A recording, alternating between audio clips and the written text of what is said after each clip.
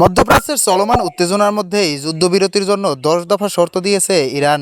এই প্রস্তাবে উঠে এসেছে পারমাণবিক কর্মসূচি থেকে শুরু করে আন্তর্জাতিক নিষেধাজ্ঞা পর্যন্ত বেশ কিছু গুরুত্বপূর্ণ ইস্যু। ইরান জানিয়েছে তাদের পারমাণবিক অস্ত্র তৈরি করবে না, তবে এর বিনিময়ে দেশটির ওপর আরোপিত সব ধরনের অর্থনৈতিক ও আন্তর্জাতিক নিষেধাজ্ঞা তুলে নিতে হবে।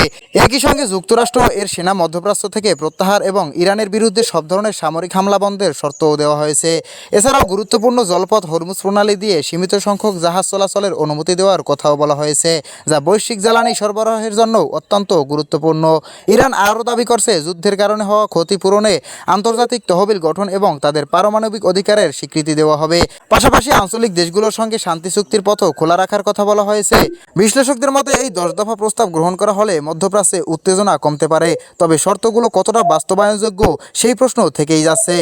বিশ্ব পরিস্থিতির সর্বশেষ আপডেট পেতে সঙ্গেই থাকুন। ধন্যবাদ। ভালো লাগলে সাবস্ক্রাইব করুন, লাইক করে পাশেই থাকুন।